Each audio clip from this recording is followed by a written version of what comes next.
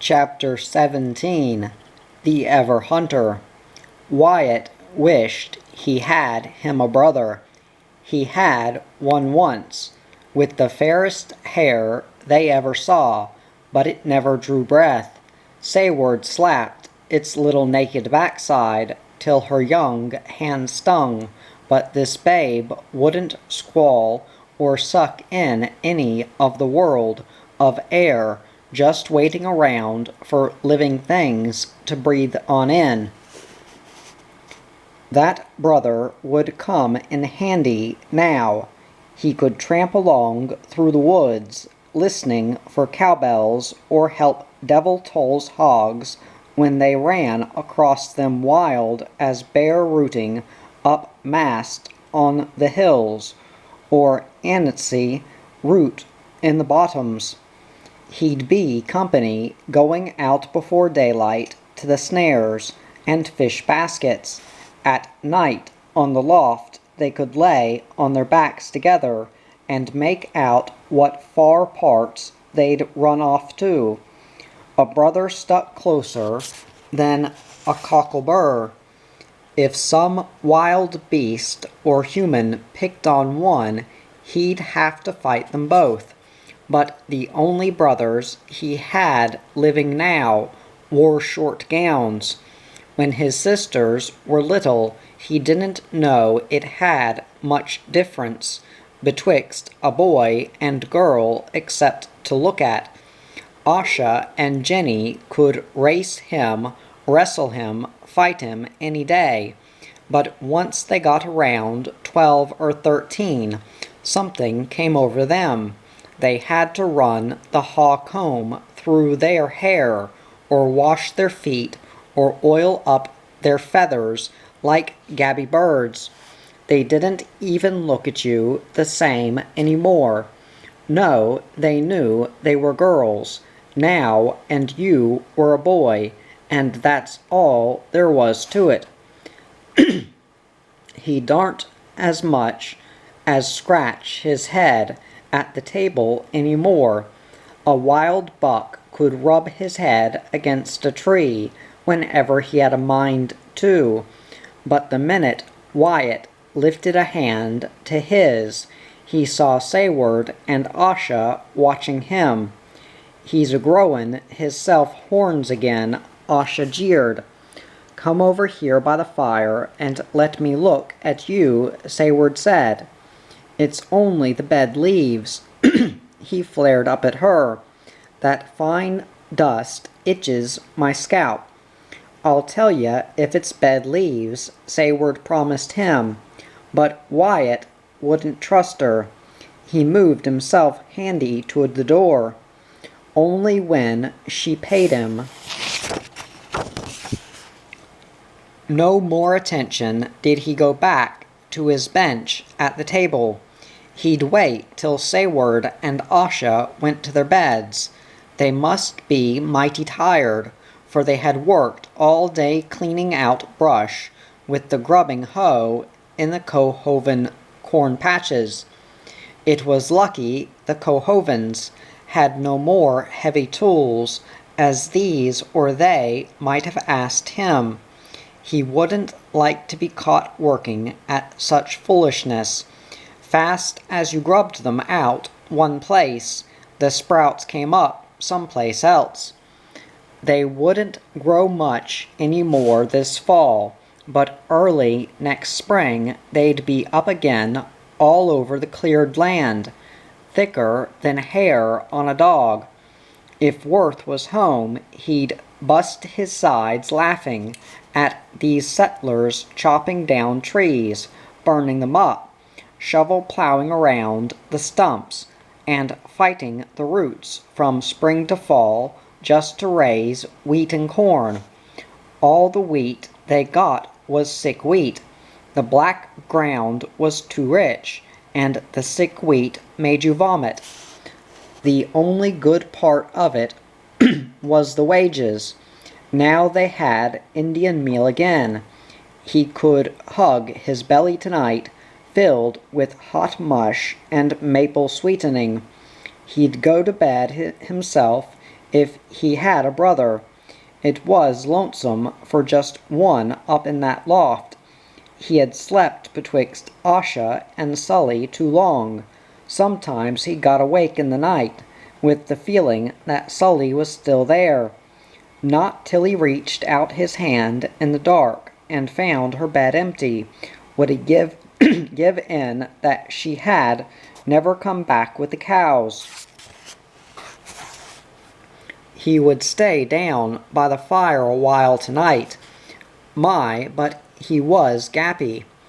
He would lay his head on the table only for a minute. In a shake, he thought that Jerry was back. She looked a little like Miss Covenhoven, but her hair and ways were Jerry's. She was bent over tucking pine splints between the fire logs for light. Now she came puttering over and pulled his hair apart to peer down, short-sighted, at what she could find. She pulled so hard that it hurt. He woke up and found pine splints burning between the fire logs, and Sayward jerking the haw comb through his tangled hair. "Look at 'em a-tumblin' out," she called angrily. The back of the comb dabbed fast here and there on the table, making fine cracks like the splitting of tiny hazel shells. Wyatt was mad as a hawk to get found out. "You let my hair alone," he bawled, although the quiet, righteous way Sayward turned her back on him for the clapboard shelves struck fear in his soul. "I seed all I want to," she told him. "Now somebody got to burn your bed leaves and lay out your bed clothes so the wild things can eat off the varmint." She lifted down a gut of bear's lard and dished some out in a cracked gourd with a small paddle. "What's that for?" he demanded, bristling. "Before you go to bed tonight," she said shortly, "you can lard up your head." Wyatt stared at the cold, greasy stuff. Always had he liked lean meat, never the fat. One lip stuck out over the other. She couldn't play off such a mean trick on him. Never would he slop that fat on his fine stand of hair, till it lay down flat and bedraggled as a wolf sneaking out of the river. When Sayward went out, he climbed up to the loft. "He's abed without lardin' hisself," Arsha sang out the door. "You're a liar, and don't know a bee from a bull's foot," Wyatt told her angrily, climbing down. His bed clothing was trailing on his arm. "If you want to tattle, I'll give you something to tattle about. If my hair and bed clothes don't suit, you can tell Saird I'll sleep outside till they do." Although the night was fresh, he dragged off to sleep on the ground under the leaning elm, where he could shin up quick in the dark if there was reason. It felt like a frost till morning. More than once he wished himself back in his loft, with his bare feet on the warm chimney. But he told himself oxen couldn't drag him back now. Before daylight came right, he was up with the axe, making himself a half-faced cabin like hunters put up in the woods. Oh, he would build himself a house to fetch their eyes out. High enough in front it would be to sit up in, and at the back down snug to an old beech log. Asha came out to watch a while and devil him with fool questions, but Sayward walked by only when her business took her. She gave it no more than a short glance. You could trust Sayward to keep her mouth shut, except when he came in for his meals. And then all she said was to leave his fur cap off the pegs where her and Asha's clothing hung. he could hang it on a bush outside. Every day he could see his cracked gourd of bear's lard waiting. Sayward would not give in about that. No, not if the stars fell and the world came to its end. The front of his half-faced cabin was done from the first, for that side was left open to the weather. His side logs weren't very big. He could lift them up and notch them in himself. The cracks between he stuffed with moss. The roof poles he laid thick with bark to run the rain and snow water back over the beech log. In one of the side logs he set 2 pens. He could lay a clapboard on these if ever he had need of a shelf. A 3rd pen he whittled out and set in its auger hole for a fine hat rack. He could tell you right now that never in his own house would his cap have to hang outside. Fresh green leaves he stripped and carried in till the place was snug with creature comforts, as a wild thing's den. Now he could sit at home and scratch his head all he pleased, and no one around to hinder. He wondered that he had not done this before, lying here of an evening with his own roof overhead, with the beech log snug behind him and the light from his own fire shining in warm and red from in front.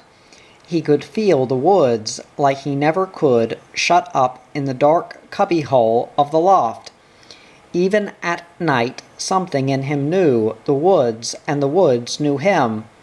Away out yonder, where the forest was deep and wild, where it hadn't a path a white man had made, he could hear it calling to him.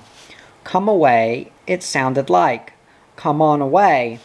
It wasn't the loons, and it wasn't the river. It wasn't the wind, and it wasn't the hill hooters, coasting silent as a sled of gray feathers over the soft moonlit tips of the forest. No, the trees stood quiet as if they heard something too. Now they would listen, and now they would talk softly together, like a flock of turkeys talk when settling down for the night, feather to feather and wattles to wattles, up in some wild roost. From the time the first poplar leaf turned yellow, back in the dog days, he could hear that horn, although it was mighty faint then. It came a little plainer when the wind blew cool down the river, away up on the far side of the English lakes, where that wind hailed from. It must be cold already, for he could smell fall on the air. Soon it wouldn't need a wind to fetch fall from somewhere else, for fall would be here. Now snakes were traveling across the path. The spotted rattler and copper snake were the first to hole up, and the last to come out in the spring. The water in the river was getting mighty chilly. You needn't wash yourself all over any more till next May. Ringtail coons ran heavy with fat. Wild pigeons feasted on the acorn trees. Fox grapes turned blue along the runs, and skunks smelled fine and sweet on the evening air. Now it was cold and wet, and the rainy spell hung on. Around the change of the seasons you could look for bad weather in the full of the moon. And now, one fine morning, the gums by the river were red as blood, the hickory ridges yellow. Directly the whole woods were burning up. The young beeches on the north side of the hills were the only thing left green among the hard woods. Colored leaves floated in the spring run. You had to fish them out of the kettle when you dipped water. All through the night you could hear nuts and acorns come rattling down. Hardly could Wyatt stand any more, lying in his half-faced cabin night after night, smelling the turned leaves and waiting for Louis. Oh, he and Louis had a secret between them. When he went out to Jenny's, she told him Louis said it wouldn't be long now. Then one day he didn't go out, and that evening when he fetched the cows, Miss Covenhoven told him Louis had left word for him to come. That night on his pallet he lay first on one side, and then on the other. He kept twisting like one of those horse hares that get alive when they fall in the spring. Long before daybreak he was up, but it was plenty light till he reached the cabin in the sumac. Louis and Jenny still lay abed. It was good, Wyatt told himself. Sayward didn't know about this. Jenny unbarred the door, and the boy came in slowly, his eyes ransacking the room. There was Louis's brass-bound, curly maple sporting rifle in a corner, and that's all. There wasn't any more. He could see the whole cabin. You was warm when you come in, and never knowed it, Jenny told him. He fetched himself around. On two pins over the door stretched a long rifle, its wood and metal the same rusty color. A patched powder horn hung over it. The rifle was tied together at one place with tow, and the stock had a dent like it had been clubbed over the head of a bear, or it might have been where a wolf chewed it. He stood on a stool and lifted it down. It was 2 heads taller than he. Never had he lifted anything so heavy. "I can handle it," he said quickly, before they might take it away. "You can be glad it ain't curly maple like mine," Louis said when he had pulled on his leggings. "I got to keep a-takin' my boral off. It rust from the acid. Now walnut has nothin' in it to rust a barrel." Wyatt nodded. Louis needn't talk up the gun to him. Walnut might be the commonest tree in the woods, but it was plenty good enough for him. Just so he had a rifle. The flint on this one was set in buckskin, and somebody must have hunted a long time in the woods to find a hickory whip for such a long, straight ramrod. "I'll show you something you never seed," Louis said. He loosed the tow, unbreeched the gun, and took a stained brown paper from between barrel and walnut. It had faded writing on it. "What's that fur?" Wyatt wanted to know. "Wait till I tell you," Louis said testily. George Roebuck hisself couldn't read it. He said it was Dutch, so I took it to Miss Covenhoven. "Tell him what it says," Jenny urged. Louis held up the paper and made as though he could spell it out. "Who hunts with this gun will be lucky," he read off. Wyatt stared. "A witch-master wrote that," Louis told him. "You're lucky, for a witch can never spoil your aim now." Wyatt raised up understandingly. He recollected how his father never would let a stranger woman lay hands on his rifle. Louis put the paper back. "I paid 2 buckskins down. You'll have to fix the rest with the skins you get." Wyatt nodded. Oh, he'd soon have all the trees around his place curing with hides. George Roebuck had better put up a new shed room, for he and his rifle would fill that old hide cabin from dirt to rafters. You said nothin' to home Louis wouldn't mention Sayward's name, but you could tell by the sudden hard look on his face whom he meant. Well, you want to do like I said now. If you get meat with it, you can take it home. If you don't, you want to hide it out somewheres till you do, or she'll make you take it back. Jenny told her brother to wait for breakfast. She'd start fire and have meat frying in 3 shakes. But Wyatt wasn't hungry. No, he couldn't eat a bite, not if it was spiced with pepper. He had to go now. Oh, he knew how to load that rifle. Hadn't he watched his pappy load his since he was knee-high to a coon? The old powder horn, patched with buckskin, he slung over his shoulder. The 7 balls Louis passed him he counted, and kept knotted in the rag.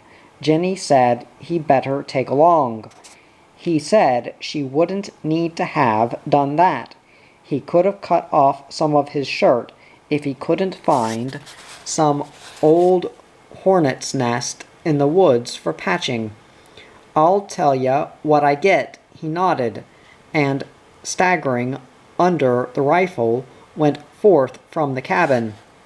That was a time he'd always recollect, when Jenny's door closed behind him and the boy found himself alone outside with his rifle in his hands.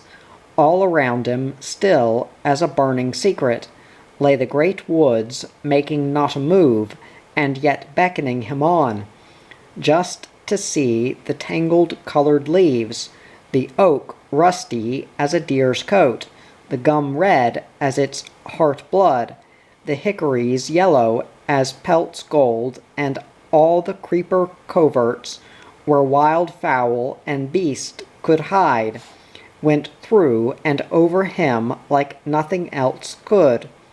Near and clear now, and sweeter than a hound dog, after a fox blew that old hunting horn in his ears.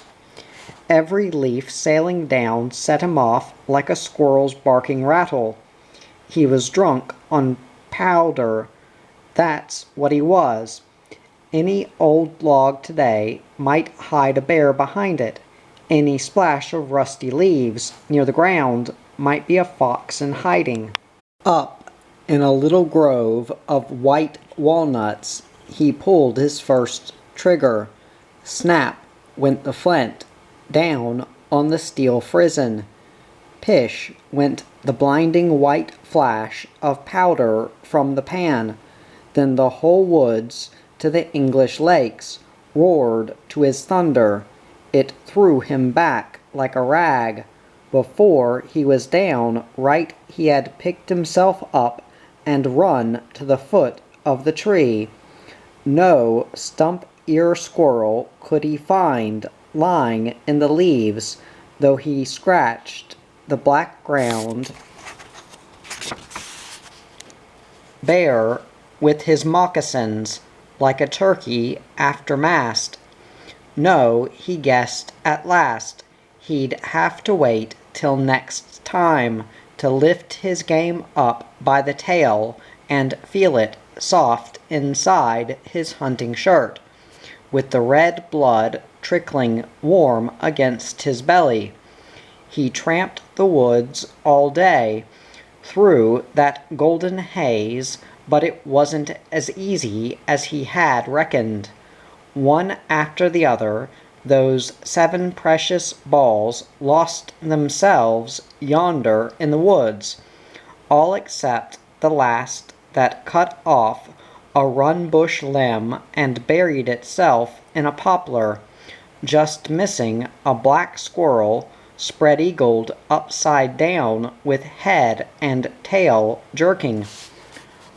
Oh, he reckoned he'd have to wait a while before he could bark squirrels like his father, breaking the high branch they sat on so it knocked them stunned to the ground, and not a mark on them from ears to vent. He turned back figuring out what to say to Louis. Where could he hide his rifle? How could he get him lead for next time? As if he wasn't down far enough in the mouth. Close to a run, he jumped 2 bucks. The young one went sailing over a hazel patch, but the old one held up his rack of horns and watched him. Spit on a boy, his looks said, what could a boy do to him? And there was Wyatt without a ball in his rifle. It was at this time he recollected the spent ball back in the poplar. He had to dig mighty hard for that lead. The run-bush limb had slowed it down some, but the soft white wood of the poplar had let it in easy. It was a good thing, Wyatt reckoned, that Black Squirrel wasn't on a hard hickory, or his ball might have flattened out like a ball of mud.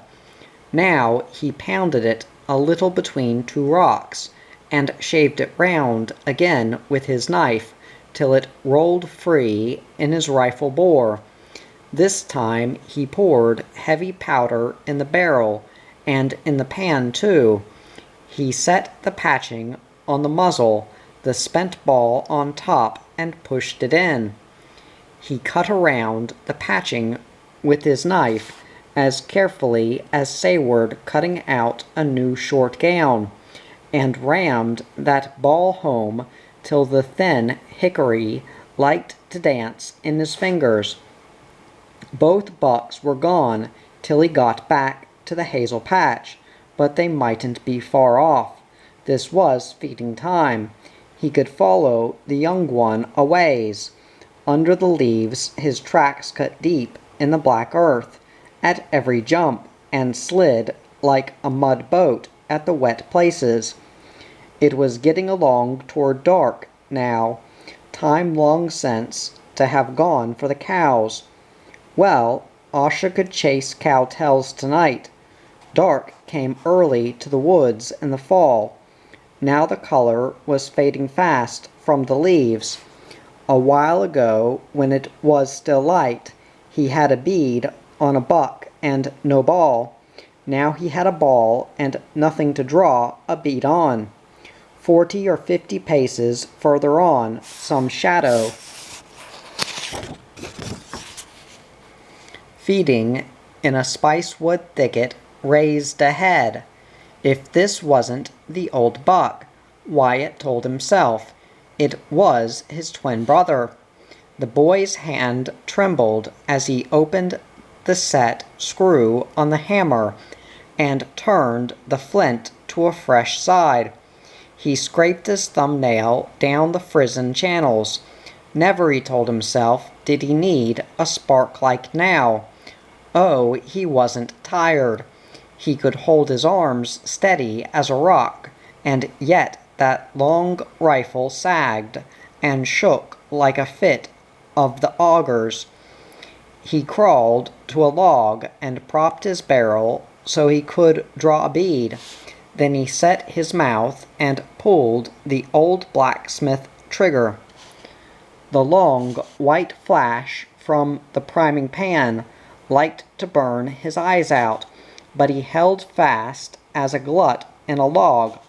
That was a green hand's trouble with a flint lock, dodging and flinching and spoiling the aim.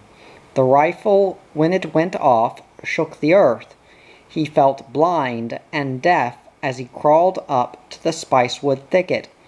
He told himself that old Buck had never held still all the time between the hammer snap and the gun discharge. No, when the pan flashed, if not before, it had reared up and sailed away, like a pheasant, over the tallest bushes. Ahead was a brown log he hadn't seen before, and when he looked hard, that brown log was the buck, lying there in the spicewood thicket. Was or wasn't that buck lying? Now it must have woke up that he was close, and now it was trying to get up.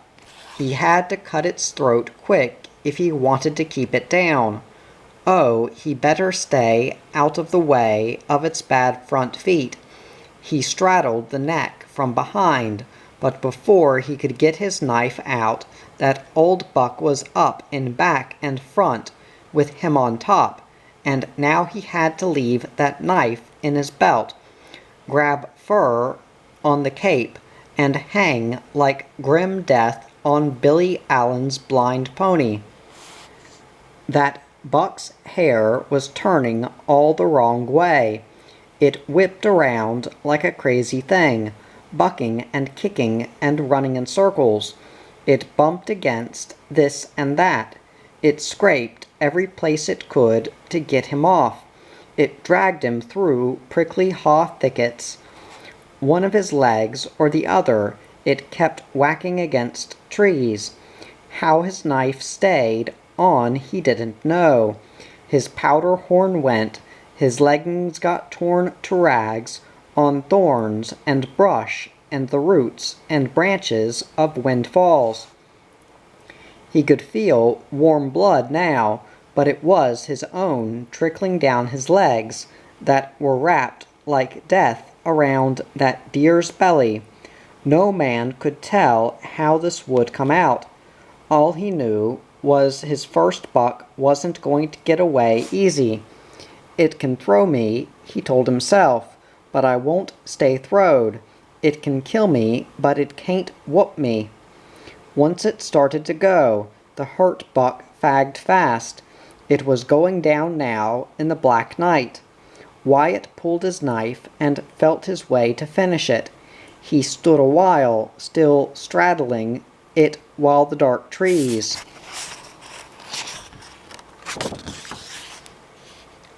went around. Half his clothes were torn from his body. The sticky blood kept drying on his shoulders, sides, and legs. That paper was true, he thought, like a shaft of golden lightning in the woods. His lips repeated silently, "Who carries this rifle will be lucky." He took out a flint and struck sparks from the back of his hunting knife. Now he blew up a fire. By its light he worked carefully. Not even his father had ever skinned a buck as smooth and even as he would this one. After a while he would cook him a venison steak on a green stick. He would hang up the hind quarters for the night and make him a great fire to keep off the wolves. Last he would make him a nest in the leaves and lay down with that warm hide over him, bloody side up, till day. Then he would have plenty time and light to go back over his tracks and pick up his powder horn and rifle. When Wyatt didn't come home for supper, Sayward put his victuals on the hearth to keep them warm. When it got late without him, she and Asha lighted candlewood and went over to the Covenhovens. The Covenhovens were both in bed, but Big John came to the door with his great coat around him, his bare legs and feet sticking out below. He never showed up for the cows, he told her a little angrily. They had to come home themselves, long after dark. Sayward didn't make excuses for Wyatt, nor did she flinch from John Covenhoven. "I don't think any harm's come to him," Miss Covenhoven called from her bed. "Louis left word yesterday he wanted to see him." Asha's black eyes were mighty bright in the torchlight, as if she knew something and couldn't tell. "If he don't show up," Sayward said, with dignity, "Asha'll get your cows tomorry." To herself she added that if Asha hid out around this time, she'd fetch the cows her own self. She asked nothing what Asha knew on the way home. The best way was to go to bed now. If Asha wanted to keep back, she could. It was noon next day when Wyatt turned up at the cabin. He must have moved mighty quiet on the path. The door was open, and still they didn't hear him till he stood on the log step, powder horn slung over one shoulder, and over the other a long rifle with barrel shoved through a great knot of hide, so heavy it hung down and dragged on the ground behind. Asha jumped up, but Sayward stayed sitting. "Whar was you last even?" Asha said to him in her coarse voice, "If you reckon I'd fetch your cows, you're fooled." "I don't care about any cows," Wyatt said. "I was out a-gettin' you some meat." He staggered in and slung the heavily packed hide to the floor. "I shot it my own self," he told them. Now he held his rifle in front of him so they could plainly see. Asha shot a quick look at Sayward to see how she'd take it, but she sat there looking at Wyatt's shirt and leggings. From the front you couldn't see much, but both sides had been cut to ribbons. "Whose gun you got?" she asked. "Mine." He stood there straight as he could, like Louis. Oh, you could see he was mighty proud of being a man today. "Whar'd you get it?" "George Roebuck's." "Louis's, you mean, don't you?" she asked him a little sharply. Now how did Sayward know of that? He bristled at her defiantly.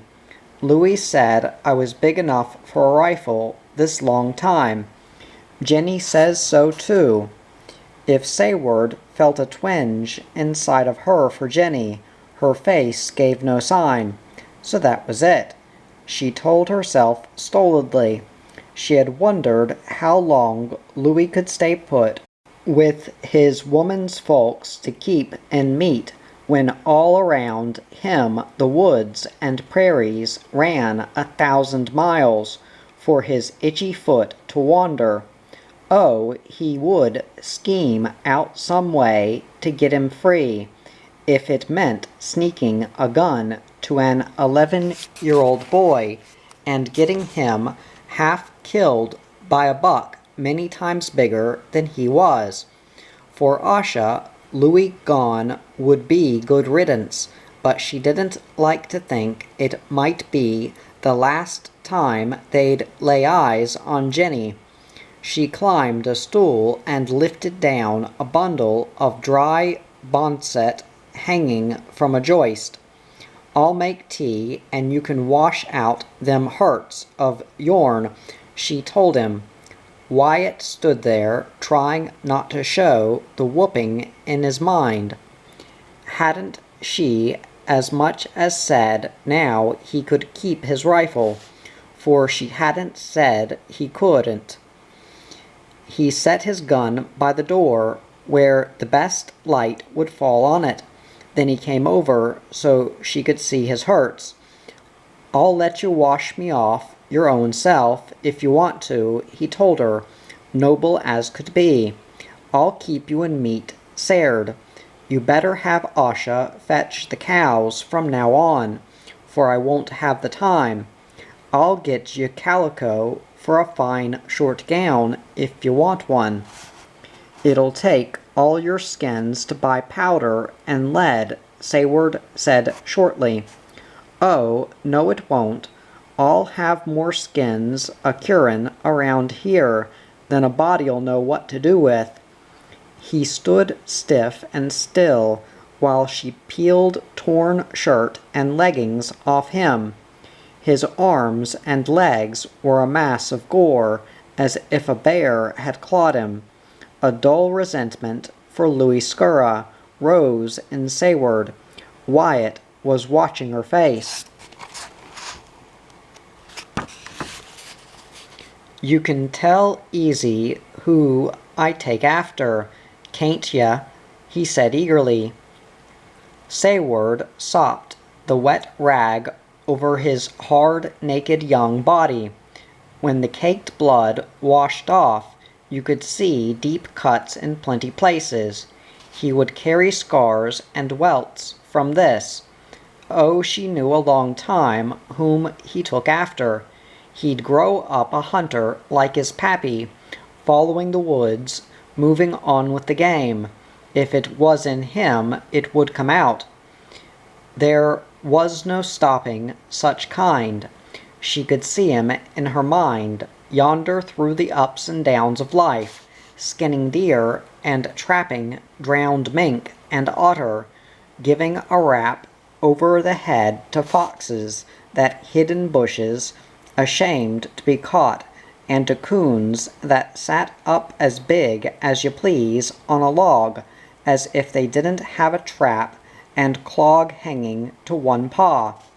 Snared panthers would shed real tears when he pulled out his hunting knife, and beaver would swim out of their smashed houses and find he had left no ice for them to come up and breathe under. No, they would have to come out on the bank, where he would take them by a back foot to bleed them. If he took them by a front foot, they would bite him. That shock of sandy hair would be farther down over his shoulders then, and his young face, that had hardly fuzz on it, as yet would be covered thick with a sandy beard. His buckskins would be bloody where he wiped his hands, and his hair would be full of nits. Not often would he wash, least of all his itchy feet. Where those feet would take him, a sister had no means of knowing, and no business if she had. Didn't Worth say once he hadn't seen his brothers after he was 14, and Jerry and her sisters never heard from each other again. She better wash him tender whilst she had the chance. Later she'd think of this many a time when he had gone off yonder, with none perhaps but an Indian woman to tend him, and a gray moose cow for milk. For all she'd know then, her brother Wyatt might as well be dead and buried, deep in some woods or plains she never saw and never would see. "Now stand up to the fire and dry yourself warm," she told him. "I'll get you something on you till I fix you a new frock and leggings." Chapter 18. Out on the Tract. That first winter, Wyatt had his rifle. They had tracking snow from Martinmas till May time. The cold stood on end longer than anybody could mind. Even in late spring the frost held. The new leaves had to push through cold and snow. Skins stayed prime for 6 months, more or less, and if game got scarce, wolf skins still fetched nigh as much as panther hides at Roebuck's. They came around the cabins at sundown, thick as corbies by day, the little brown curs that yelped and barked, and the big gray and black night dogs that howled their heads off. Wyatt and the bound boy couldn't hear hardly a word of what the other said, all the way home from the post one moonlit evening. When dark came, Wyatt would build a fire, and lay in his half-faced cabin, waiting for a pair of eyes to shine, but Sayward would make him mad. As soon as they got to carrying on good and loud around the place, and it wouldn't be long now till he got a shot. She would come out of her door and whack a clapboard against the side of the cabin till they'd stop. Oh, he knew why she was touchy, though it made him mad just the same.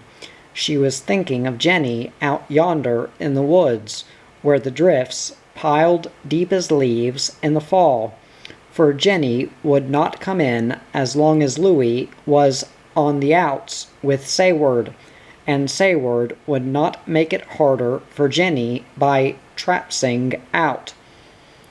Sometimes Asha went sliding the crust or breaking through to see how her sister Jenny was making out, for Louis had naught against Asha. But now Asha wasn't to home. She was off helping out Sally Withers with her work, and none was left to go but himself. Yesterday he had shot his first deer since Asha went, and already Sayward was making him tote a haunch out to Jenny's. He had to hang it on a tree in the woods and go in first and see that Louis wasn't to home, for if Louis was there, he would flare up like a priming pan that anybody save himself thought he had to keep Jenny in meat. He didn't need to hang it in the woods today.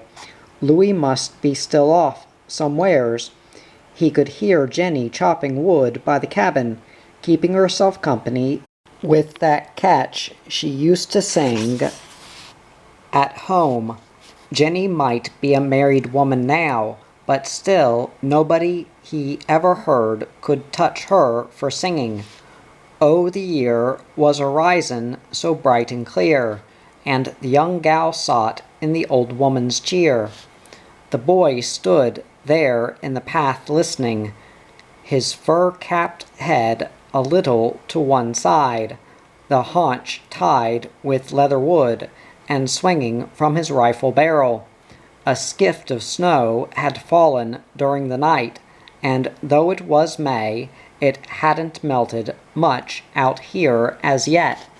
It hung on the young leaves that were all curled up with cold, and it showed up all the dead and ancient logs that lay this way and that, almost one against the other, as far down the hollow as you could see, as if this was the deepest and wildest woods the deer ever ran in. The butts of the live trees standing up looked old and shaggy as the dead ones lying down. It gave the boy a queer feeling to hear a woman singing away back here. He hollered so it wouldn't give her a turn to see somebody coming through the trees. "Wyatt," she said when he got close, and you could see the soft pleasure in her face. "I fotched back your shawl," he said, pulling out of his hunting shirt the knit throw she had given Asha to wear home the last time she was out. Asha could have kept it a while yet. Jenny murmured, "Can't you come on in?" His eyes took in the bare ash that had blown over a while back, and still leaned against the cabin. Maybe Louis was letting it dry out for firewood, like he didn't know what Worth used to say, that ash cut green is fire for a queen. Not that Wyatt would ever dare tell him, nor would he tell Sayward that if the ash had stood a pole further off, it would have fetched down Jenny's roof, and Jenny too, if she was inside.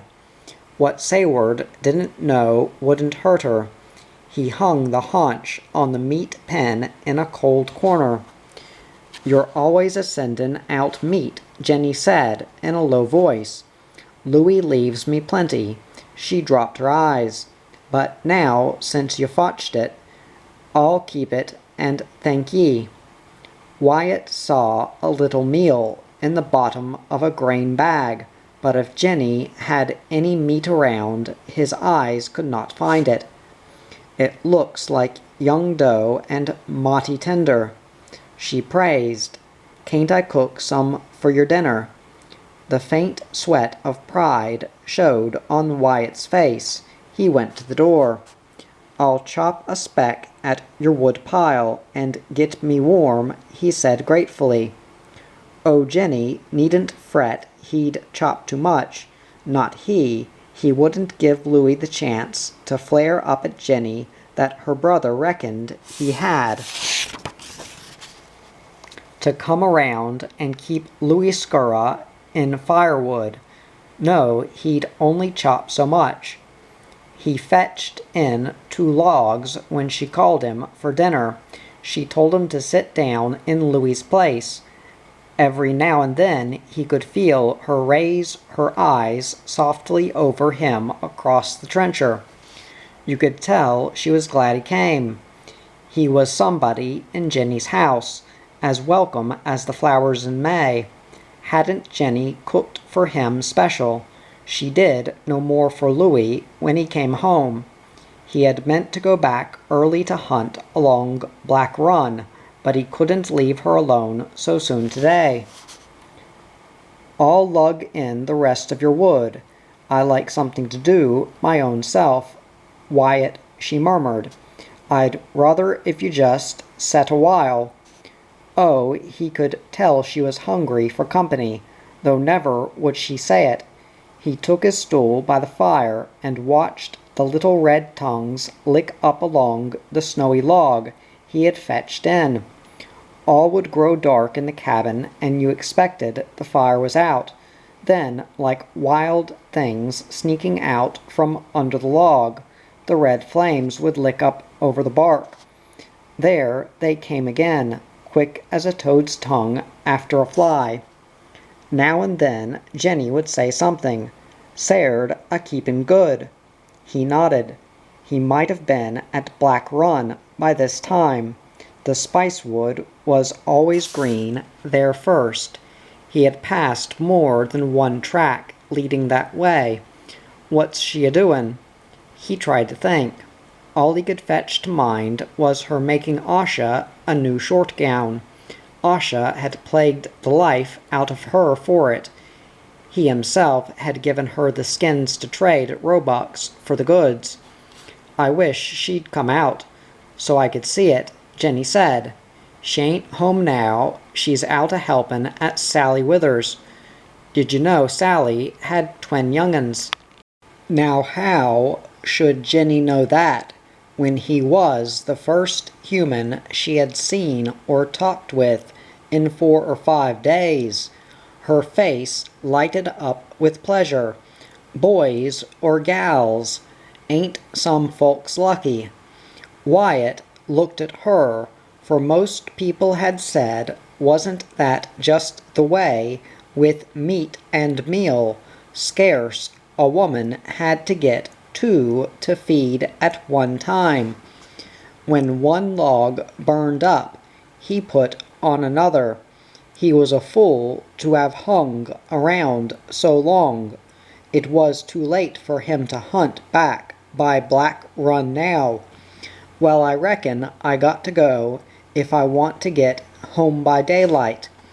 He didn't get up yet. That was just breaking the ground for the time he would have to go. Jenny knew it as well as he. She sat as if making the most of every minute now. "Well, it's a-gittin' late," he said again, and this time he rose. He stood there by the fire, fingering his fur cap. After a while, he made his way across the dirt floor. He put on his cap and opened the door. You could see the day was waning fast. The woods looked mighty different than the time he had first got his rifle. Then they had burned like fire. Now they stood dark and cold and mighty still. He could tell Jenny was looking over his shoulder. She couldn't go home to say words like he could. No, she had to stay here by herself. "I'll catch you a young gabby bird this summer," he told her roughly. You can learn it to talk. That'll make you company." "Oh, I ain't a lonesome," she said, after a little. "I guess Asha told you Louie was home a couple days or so back. He seed she got back to your place that day I give her the shawl." Wyatt bent down to tie his moccasin strings. No, Asha had said nothing about Louie seeing her home. Sayward wouldn't like that. Jenny giving Asha her shawl to keep her warm, while Louie kept her company through the woods. She would raise Jessie if she knew that. "Well, it'll be dark if I don't get off soon," he said. "I'll go with you a piece," Jenny murmured. She put on the shawl, and brother and sister walked wordlessly down the path. When they came to the old chestnut stub, Wyatt stopped. "You better go back now," he told her, stern like Worth. Jenny's eyes lingered on him tenderly. "Say, obliged to Saird for me," she said, and her unwilling feet turned. He went on with alacrity now, but when he looked back from the bend, she hadn't gone.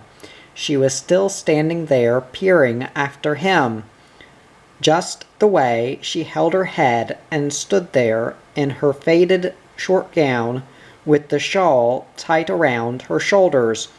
Made him turn quickly, as if he didn't want her to know he had spied on her. Once out of sight, he stole slowly back and watched till the lone figure picked up a log at the woodpile and went to the cabin. The door closed behind her. He told himself he could go his way. She was safe now. Maybe Louie would come home tonight and surprise her. Jenny bent over and dropped her log easy on the fire so it wouldn't dust her clean dirt floor. The cabin looked dark, as always, when the fire was low, for it had no window, but tonight the dark had a kind of golden light that humans make between them when they visit together. There, on that stool, her only brother had sat. The cabin still felt warm with him, like a river rock feels warm long after the sun has gone. No doubt, Wyatt reckoned he had come by himself this day, but he had fetched Sayward along. Worth, Sully, and even her dead ma'am had come visiting her too. She could feel them all tonight, as plain as if they had just slept in her bed and eaten off her trencher. Even Asha.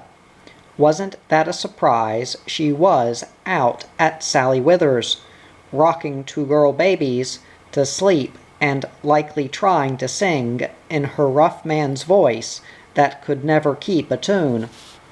Up she goes, little yaller-haired baby, hide-um a diddle and a hidey-o. Hold on tight, just as long as you're able. Hide-um a diddle and a hidey-o. Never had Jenny laid eyes on more than one baby born, the same night, to the same mother, like two fawns are sometimes born to a doe. What wouldn't she give to see those babies, so much alike that their own mother would have to hang a loop of wanged leather around one mite's neck to tell it from the other? It was mortal strange about babies. Some women were favored and tried to stop them before they came. Some let them live unwanted, and some got neither chick nor child, though they hunched down on their knees and prayed to God Almighty, till the tears dried to salt on their faces. Next time Louie came home, she would ask if he'd take her out to Sally Withers. He wouldn't mind going there, for Louis had not against Asha. Jenny thought she would steep herself some dittany tonight, for this was a big day. She took a lick of Indian meal from the bag, mixed it with water, and patted it in her hands. She swept a spot clean on the hearth, and laid the Johnny cake there. The rich warm smell of baking meal rose through the cabin. This would taste good. Wyatt's fresh meat had woke up her appetite. She was lucky to have meat and meal, off and on this hard winter that hadn't as yet melted into spring. She was up mighty late tonight. As a rule, when Louis was off, she went to bed with daylight. She opened the door wide enough to peek out. All was black as Egypt. Through the woods she could hear night dogs howl like the cold weather wasn't over yet. She hoped Wyatt had got home safe and sound, and was sitting there now telling Sayward about his visit. Sayward wouldn't say much, but Jenny could feel her plain as she went to bed. She woke up with the chink of dried clay falling down her fireplace. She sat up in her bed leaves. Something was trying to come down her chimney, like it was a hollow tree in the woods. Likely it had smelled her fresh meat. She jumped out on the dirt floor in her bed gown. For a spell, she couldn't tell whether those two red spots were the eyes of some beast glaring at her from her fireplace. Then she found herself over there, piling bark and chips on those two red coals and blowing on them till they shot into flame.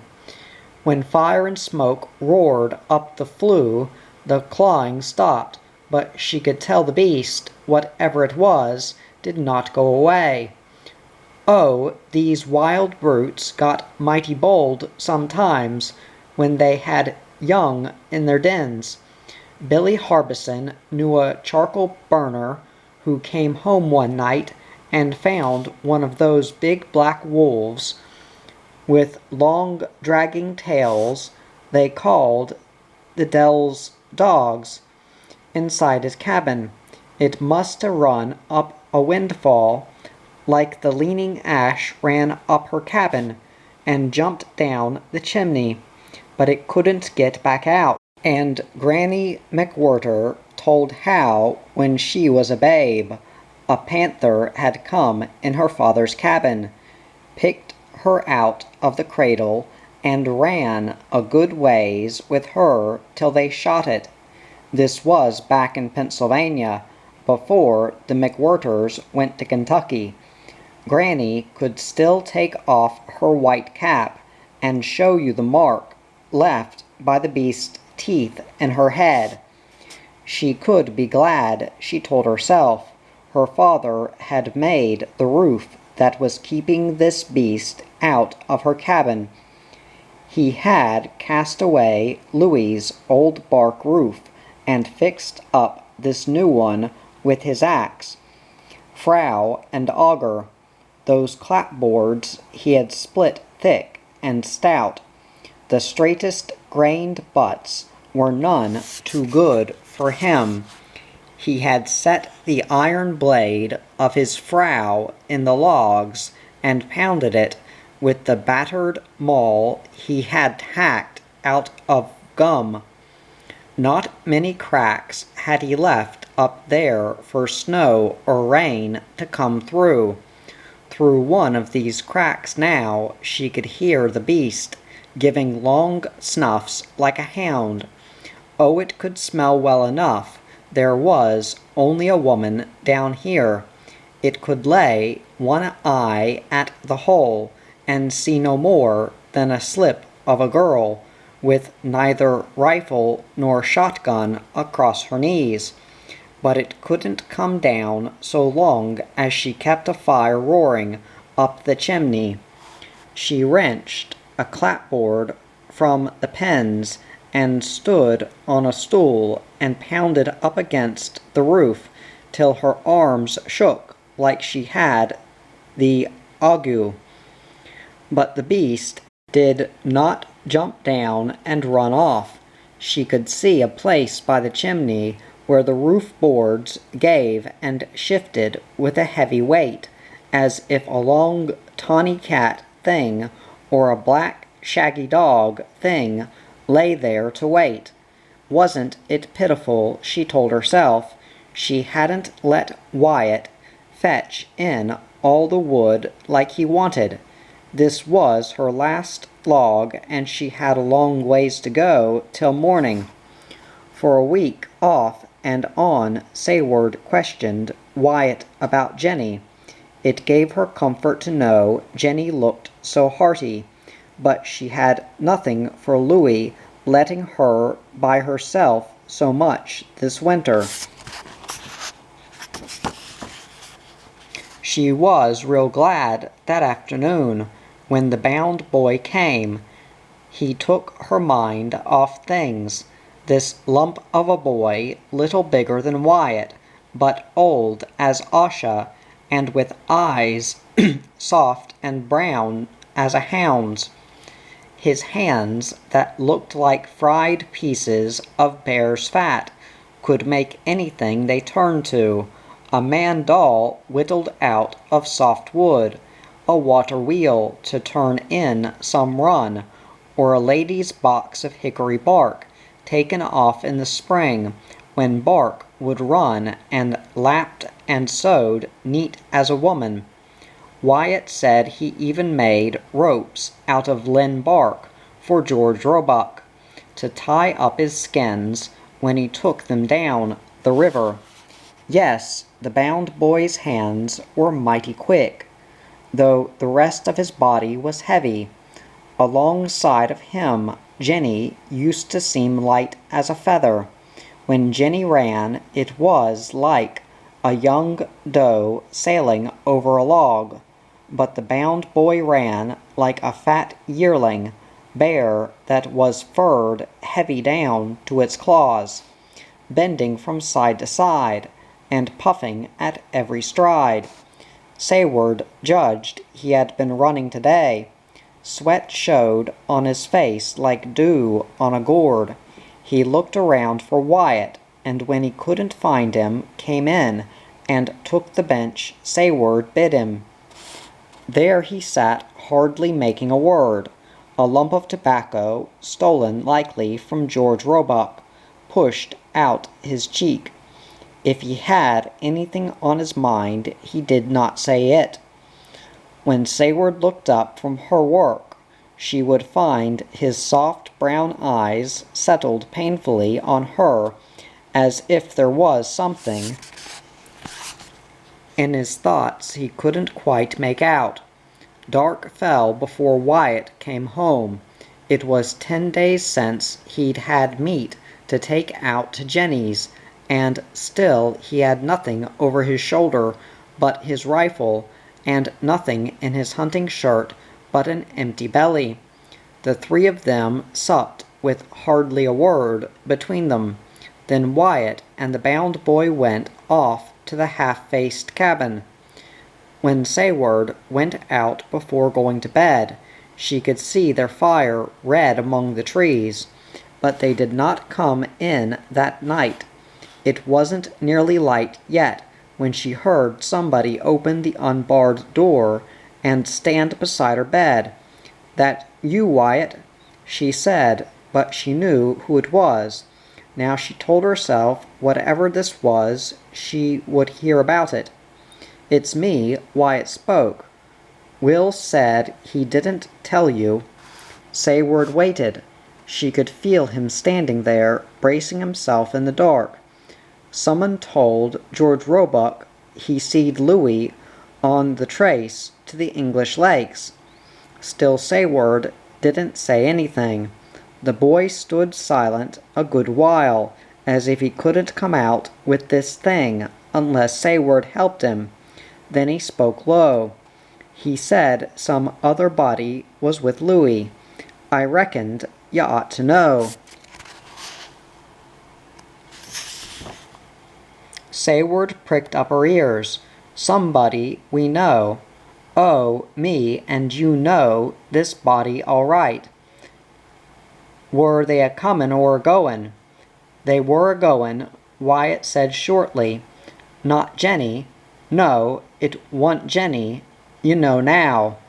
Sayward lay unmoving in the form her body had made in her bed leaves, though a fine sweat rose on her upper lip. She told herself she wouldn't take this to heart yet. A mess of tittle-tattle had she heard in her born days that never held water. Her voice was steady when it came. When did you see Asha out by Withers last? I ain't been out that-a-way at-all, Wyatt said shortly. Well, I want you to go out this mornin', Sayward told him. You can give Asha the flannel patch I give you for her chest. Say no more than I said she's to wear it. If it should happen she ain't thar, you can come back and tell me. She got out on the cold floor with her bare feet and felt her way across the cabin. She heard Wyatt talk low to the bound boy, who must have stood listening just outside the door. Then both started off in the early morning blackness, not waiting for something to eat. Before it was light, right they were back. You wa'n't out dar in this time, Sayward told him. We didn't have to. Wyatt had the red flannel patch in his hand. We seed Adam a-comin' into Tolls to maul rails. He said Asha never came around his place at all. They had to get somebody else. Sayward stood there on her dirt floor, the faint gray light from the open door on her face. It was true then. Clear as through spring water she could see Asha that morning she left, they reckoned, for Sally Withers. Not many times could you see briar roses in Asha's cheeks that were brown as a young squaw's, nor her hard body as sightly as this in her new red short gown against her coal-black hair.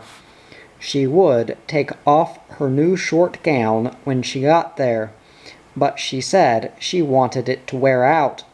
She had filled out a good deal lately, a little plenty to suit Sayward. Her plunder was down off her pegs and rolled up under her arm. She must have known then to what far parts she was going, but never did she say good-bye. No, she played it to the last, tramping on at the bend in the path without a look back, although she might never see this cabin again, or her oldest sister standing on the step looking after. That was Asha all over. You can eat now, she told the two boys, her face bitter as boneset. Then, Will, you better run home before George Roebuck gives you a britchin'. Wyatt, you can come on out to Jenny's and help lug in her plunder. I'll go on a while. Yes, she cast up to herself as she went down the path. She could go out to Jenny's now, for no more could she spoil Jenny's marriage with Louis Scurra. Many's the time had she wanted to go when it was still sweet. Now she must go when it was sour. Oh, she would give plenty had she tended Louis, when she had the chance, given him what he had such a long time coming. Till she got through, he would have had to hide his face in the bushes when he heard folks comin' along the path. But then, when this came, she would have blamed it on herself. She would have reckoned that she was the one who had baited him to run off with his own woman's sister. Maybe this was best, though it spited her what she hadn't done. Either way, God Almighty knew. The hell gates were open, and Jenny must go through. The sun was rising as she passed the McWhirter place. It came up red as Shawnee vermilion. It slanted through the half-leafed deep woods like late afternoon. Down here on the dark ground, the tree butts and dead leaves were splotched with a strange coppery glow, as if the Dell's candles were lighting the way. It was a long piece out to Jenny's. Wyatt caught up to her, crossing the footlog over Marsh Run. Oh, he let her keep the lead. He didn't want to get there first this time, but Sayward would hold back for nothing today. Her cheekbones stuck out like hickory gluts when she laid eyes at last on Louis Scurra's cabin. There it stood, choked with brush and black with rain and weather. You had to look sharp to see it wasn't part of the dark woods. A windfall leaned against the roof, and mighty near covered it. Almost the house could have been one of these monster logs laying around it. This was where their Jenny had to live. No smoke came from the chimney. Sayward didn't like that, but where else could Jenny be but here? She might have let her fire burn down to coals, or stepped in the bushes. Her latch string hung out. No, she was to home. You could hear her talking in the cabin. Now, who could Jenny be talking to out here? Sayward stood silent at the door till she made out the words. The soldier took his sword and made for it to rattle, and the lady held the horse while the soldier fit the battle. The soldier took his sword and made for it to rattle, and the lady held the horse while the soldier fit the battle. The soldier took his sword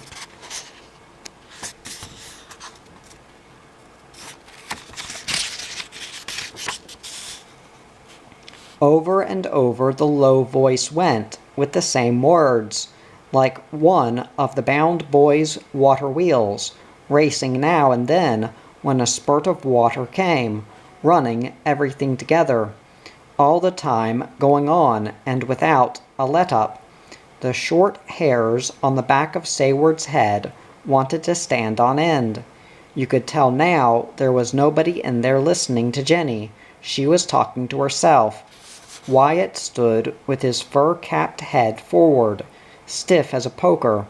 Sayward raised up and pulled the latch string. Then she went in. The cabin was bare as a deaf nut. Stools, trencher, even the clapboard shelves Worth had made were gone. There were only a pile of fresh firewood in the chimney corner, and on Jenny's bed a strange gaunt woman sitting with her bed quilts around her. Her hair was down, and out of it 2 eyes stared at them without recognition. Sayward's face grew cruel as death when she saw her. "Jenny," she called out. Something in that strong cry stirred life under the wasted skin.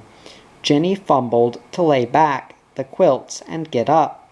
The skirt of her rumpled short gown was up to her middle, showing no more than white bones for haunches before it fell. But Jenny, who was always mighty careful about such things, even in front of Sayward and Asha, did not seem to know what she was doing. "I didn't hear nobody," she apologized to these people who had pushed in her door. She came up, puttering for all the world like Jerry, and peering at Sayward. "She don't know ya," Wyatt muttered. She came up to Wyatt at that and peered at him, as if half-blind from living in a dark world. "Oh, I know you," she told him. Then she nodded to Sayward. "I know her too. She ain't been out this way in a long while." He agreed mutely. "Oh, I know the both of you," Jenny said triumphantly. "I can't mind your names, but I knowed the minute you come in I'd seed you before." She stood there bobbing and smirking. Wyatt's face was screwed up cruelly. Sayward looked around the cabin to hide her feelings. "Whar's all your house goods?" she asked harshly. A frightened look came in Jenny's face. "It was up on my roof," she said, "a-tryin' to come down my chimney." "Was it a painter?" Wyatt asked. Jenny's hand shook. "It was trees." She watched them close from one to the other. "Oh, it wa'n't day trees, it was night trees. When it gets dark, you can hear them come a-hissin' around like a copper snake, and a-rappin' on the door like a human. I went out once and told one to stop it, and it hit me in the face." Wyatt looked at Sayward. "She means it was a-blowin'." "Oh no, it wa'n't a-blowin', not that night. It was still as death. I could hear it a-clawin' my roof. It was a painter," Wyatt said. Jenny began to whimper, though she hadn't a tear in her eye. Those eyes didn't look at you now. No, they looked on and beyond, and you could see back through them like an open window to a fearsome country you had never laid eyes on before. "Let her be," Sayward said. "She can tell it her own self." "It wa'n't my man's fault," Jenny said anxiously. "You know that, don't you? He'd never gone off if he'd knowed." Sayward's face hardened at that. Jenny grew alarmed. "You wouldn't tell him what I done. She don't know what you done to tell." Wyatt interposed. "I didn't do nothin'," Jenny whimpered. "I wouldn't a-burned my own stools and trencher." Sayward gave Wyatt a shove to keep him quiet. "Jenny would tell it her own way if you only let her go." Her bony hands had begun plaiting, unplaiting, and tearing at her brown hair. A string of talk was coming from her mouth about her fresh meat and the lady that held the horse while the soldier fought the battle.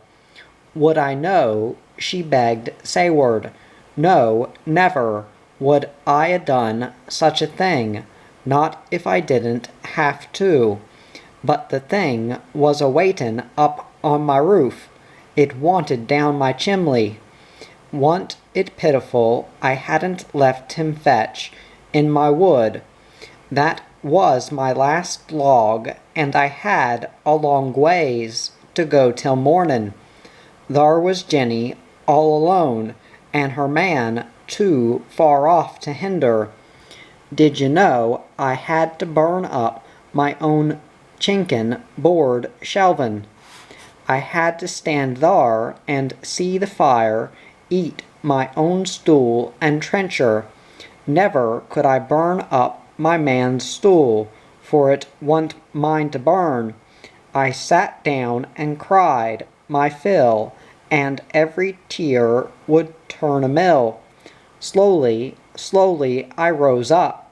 My trencher fit me. It didn't want to go to the fire. Can you see them fine quilts on my bed? My sister give them to me after I was married. Wa'n't it pitiful a-havin' to burn them? I had them at the fire, but the thing jumped down off the roof. I heard it. I looked out a crack and seed it was daylight, and all the trees were a-standin' back in their places." Sayward heard it through with a granite face. "Now we're a-goin' home," she said, "and you're a-goin' with." Jenny drew back. "Oh, I can't leave me house." My man wouldn't like that when he comes back. He ain't a-comin' back. He's run off with Arasha, Sayward said cruelly, for it had to be said some time, and might as well be now. Oh no, he ain't, Jenny told her craftily. You can't fool me. Asha never could run off with her twin gal babies. Take what you can, Sayward said in a low voice to Wyatt. I'll take the rest, and we'll get her out of this. Wyatt took the pots and axe with his rifle. Sayward rolled up Jenny's scrimpy bunch of clothes. She took the quilts and clothes in one arm, and Jenny's in the other. Then they went out in the dark hollow. When she looked back, the lilac was like a little body looking after them. It stood there so pitiful at having to stay behind. Oh, anybody could see this wasn't a wild git of the woods. No, it was a tame thing, and needed the patter of sociable human feet around it to bloom and thrive. Go back and dig that lilac out with the axe, she told Wyatt. I'll plant it for Jenny by our doorsill. All the way home, the woods lay dark and dripping. The heavy butts of trees nearest the path moved furtively behind them as they tramped, but the furthest ones stood off watching them go. Oh, those wild trees stood stock still, like they hated to see Jenny get pulled out of their clutches. They thought they had her fast like they had little Sully. Not that Jenny was clear of them yet. It hadn't a breath of wind today, and yet they heard a tree off in the woods somewhere crack and fall till the ground thundered. More than once Jenny would try to stop. "What's thar?" she would cry, pointing a gaunt finger. "Up in that tree. It's a-lookin' at me. Can't you see it?" Sayward had no time for such, but as she yanked Jenny on, she would take a look at what her sister saw, a branch or clump shaped up like a kind of beast, a wolf, a bear, or even a tame house cat. Oh, she knew it was only leaves, that you would see nothing if you stood on the other side. And yet, as she stared at the thing, it would turn realer and realer, here in the dim green forest light, and over her would come that fearsome feeling her father told about, till her hair wanted to raise and her feet to run. Never had it felt so good at last to see a cloud of white shining ahead through the dark trees. That white was sky, you could tell long before you came out in the open fields of the McWhirter improvement. The sky hung free and light overhead. The only thing of the woods left here were the black stumps in the tame wheat patch. The eye could look unhindered now.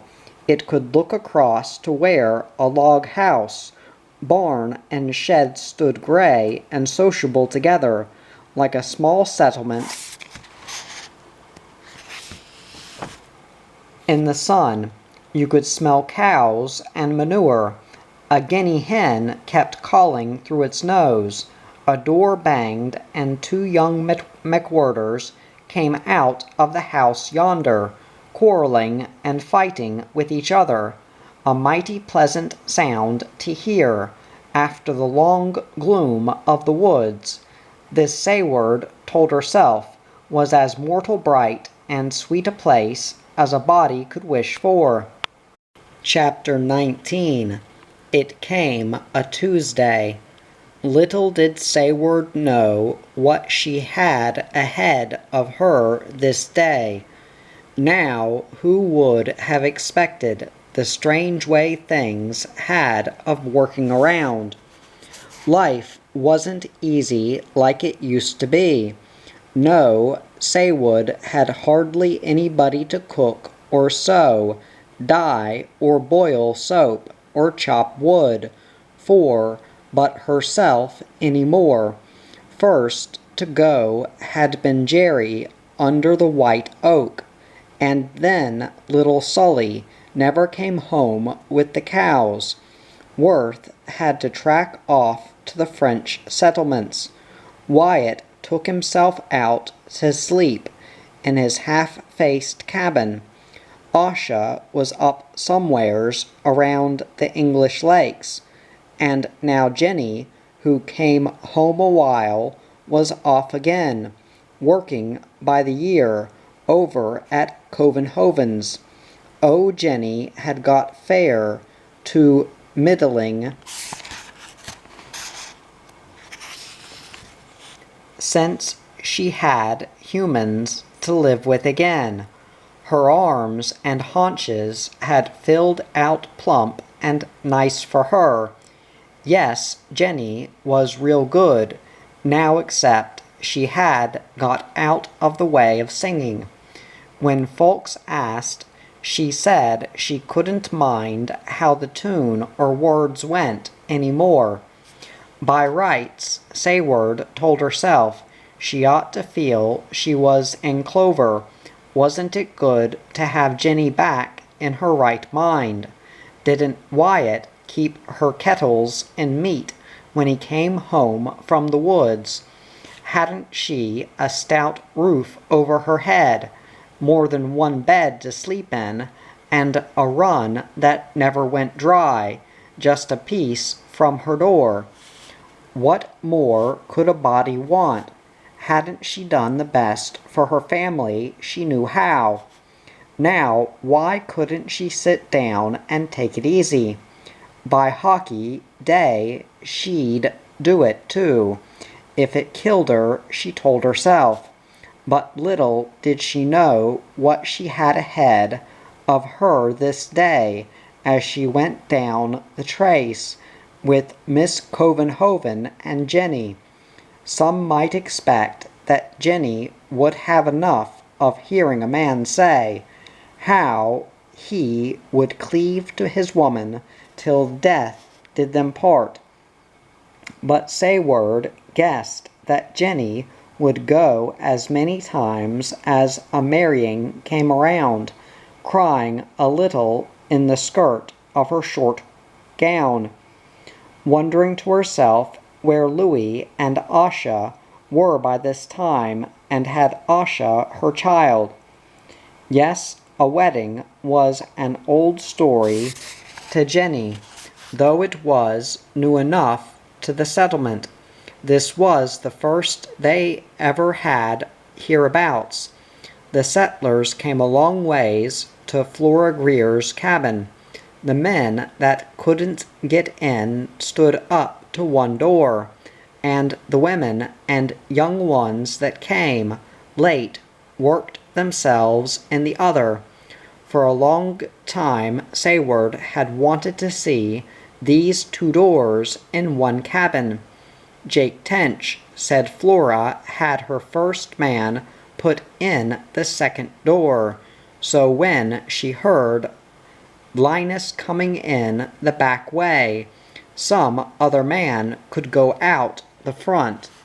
Come to think of it, this was an uncommon cabin all around. Linus Greer hadn't notched and saddled his logs, one against the other, but laid them full end on end, and pinned, leaving a span of chinking between each log wide as the timber itself. It made a cabin look grand, Sayward thought, with white stripes as broad as the gray. The bridegroom had plenty whiskey for the men in one new cedar keg, and some that was watered and sweetened for the women and young ones in another. The wooden cups went round and round, but they couldn't stir up much life, it looked like. "It ain't whiskey makes a weddin'," Jake Tench said, with his black beard at Granny McWhirter's ear. He ought to know, for he had emptied half the keg and was still sullen as a bear. "Na, she agreed, in her deaf, toothless old voice, and bobbing her white-capped head.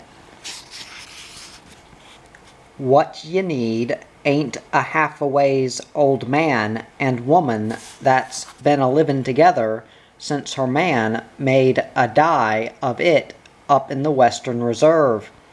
"Not so loud, Granny." Cora McWhirter tried to hush her. "Wha?" Granny raised her voice. "It's true, hain't it? They're only married lawful because the squire got his papers last week. Oh, I'm nothin' agin it if they want. But if this would 'a' happened most places, some would 'a' fetched along cow horns today to shame 'em." She nodded triumphantly at Jake, "and if they had hoses, they'd have to use 'em a while with their manes and tails roached." Cora McWhirter had taken off hastily. "You go and talk as loud as you please," Jake Tench said. "Wha? Yeah, sure I will," Granny nodded. "When I was a bride, ye could hear 'em carry on over the mountain. 14 men raced 2 mile to be the one to take the black bottle out of my hand. One broke his leg over a log, but he had as good a time as anybody." She sat there silent a while in her gray wrapper, alternately shaking and bobbing her head in answer to her own thoughts. "Na," she said.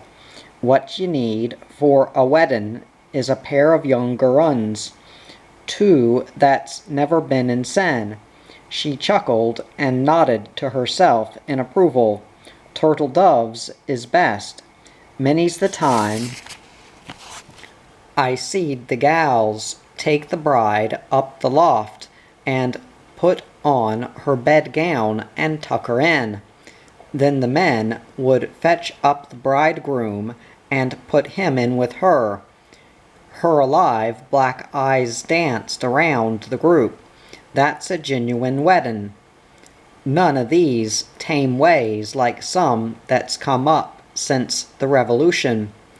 Once in a while ye take meat and drink up to 'em. Oh, ye don't forget a time like that easy." Jake went over to the keg, only to find it empty.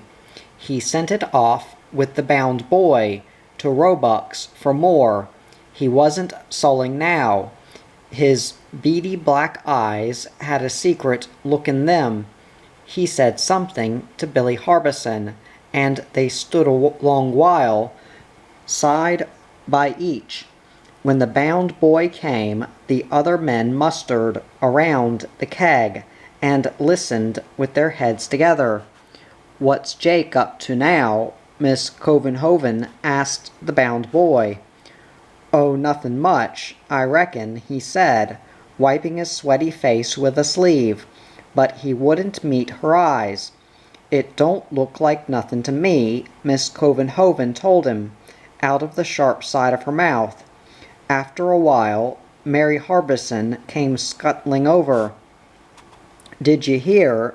The deviltry afoot. Jake's a-hatchin' out a new match. 2 that's never courted. They say they're a-goin' out in the bush to fetch in the solitary and see if it'll have 'em."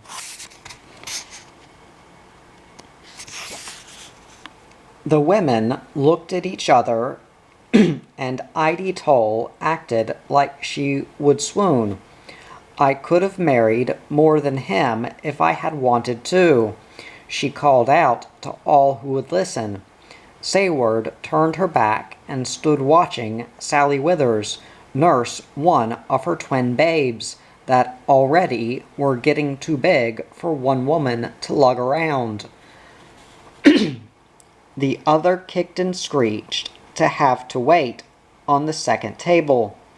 It did Sayward good to hear it drown out Idie, for what was more natural in a cabin than a baby crying? The greedy little shaver. It would have plenty left when its sister got through. A woman's breasts weren't the foolish dodad they looked like. No, they had more sense than some humans. If one babe came, that one had plenty and running over. If two came, they still had a dug apiece.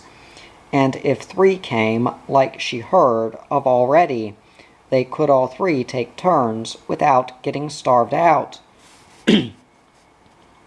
An old maid like Idie Toll might have a hard time filling the hard little bellies of three at one time, but a stout, hearty girl like herself could make out and some to spare. Never would she have to step down in favor of some old tame muley or gray moose cow. She turned back now and listened to the women. Some reckoned this was going too far, but most allowed Jake Tench would go through with it. Flora Greer thought it a sin and a shame. It was making high jack of mighty serious business. Decent women should step in and stop it. That's what they should. Sayward kept on listening and never said a word. No, not a word. If it had a woman here who would stop it, she didn't know her. There wasn't one but who could hardly wait to see what would come of this. Sayward walked herself outside. The Greer improvement was on a hill. With the trees cut, she could look out fine. It was toward evening, when the air clears like spring water, and she could see down to the post, and away out over those lonesome waves of wood that swallowed up the solitary's cabin. More than once, since Jenny was back with humans again, Sayward had thought about Porteous Wheeler, still living out with the bears and panthers. When first he came, he was a dandy with a whole caisson, they said, of shirts and fixings. The last time Sayward saw him, he looked like an old bush nipple. You would never have reckoned this shaggy woodsy in shoe packs and an old brush-whipped rorum was the young Bay State lawyer.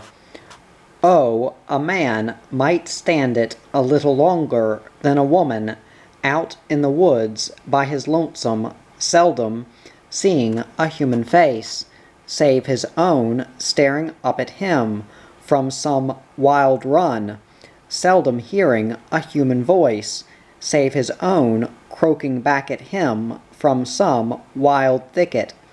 But sooner or later the woods would get him, like they had Jenny. Hadn't she seen with her own eyes 2 solitaires back in Pennsylvania? Once, they said, had been cheated by his own brothers. He lived in a house of rails. He stole from settlers' fences. You could wind him like a fox when he passed. He had greasy white hair, was bent nearly double, and never would he lift his eyes at you when he went by with a load of pumpkins on his back, and all the young neighborhood hooting after. The other lived somewhere in a cave. He had been a fine clerk in a counting house when he was young. His family came and tried to fetch him back to town, but he said he had turned his back on the world too long. To most folks he never returned the time when he had the notion he would stop and talk to Grandpap Powley in his gunsmith shop. He would take hold of Grandpap's wamus in front with his 2 hands, and all the time a spittle of tobacco juice bubbling between his lips, and coming out fine as mist in Grandpap's face, so he'd have to wash it off after the solitary had hunted his cave. No, Sayward didn't reckon this notion of Jake Tench's such a sin and a shame. If he could talk the solitary into coming out of the woods and taking a woman, the solitary couldn't be much worse, and he might be a good ways better off. When Sayward came back in the cabin, Idie Toll was still carrying on. Oh, she had the chance for attention now, and wouldn't give up telling how she'd never take the solitary. Sayward listened, drawing down the corners of her mouth. Idie might be stuck up and big-headed, but she was an old maid. She wouldn't let any man slip through her fingers at this date, let alone a Bay State lawyer.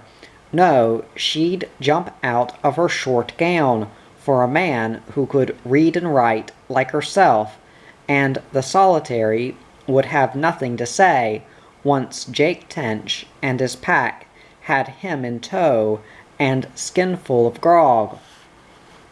Now Sayward reckoned she had heard Idie enough.